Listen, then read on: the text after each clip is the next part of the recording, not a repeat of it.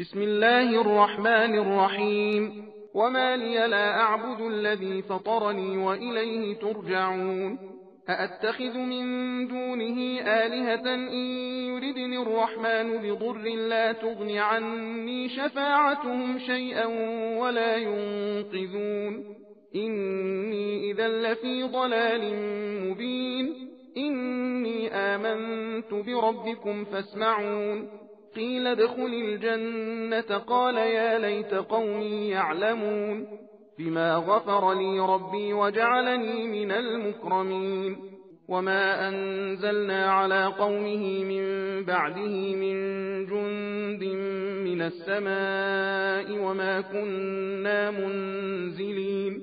إن كانت إلا صيحة واحدة فإذا هم خامدون.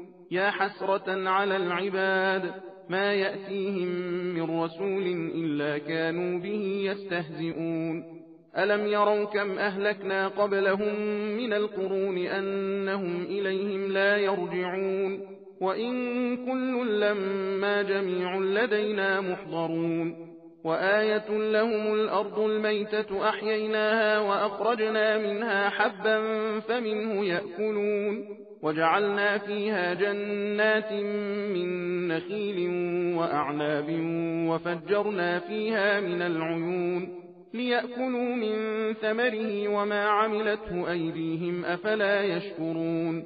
سبحان الذي خلق الأزواج كلها مما تنبت الأرض ومن أنفسهم ومما لا يعلمون. وآية لهم الليل نسلخ منه النهار فإذا هم مظلمون. والشمس تجري لمستقر لها ذلك تقدير العزيز العليم. والقمر قدرناه منازل حتى عاد كالعرجون القديم. لا الشمس ينبغي لها أن تدرك القمر ولا الليل سابق النهار وكل في فلك يسبحون. وآية لهم أنا حملنا ذريتهم في الفلك المشحون وخلقنا لهم من مثله ما يركبون. وإن نشأ نغرقهم فلا صريخ لهم ولا هم ينقذون إلا رحمة منا ومتاعا إلى حين. وإذا قيل لهم اتقوا ما بين أيديكم وما خلفكم لعلكم ترحمون. وما تأتيهم من آية من آيات ربهم إلا كانوا عنها معرضين.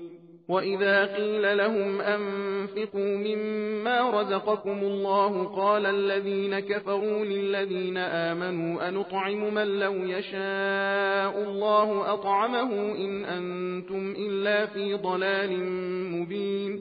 ويقولون متى هذا الوعد إن كنتم صادقين.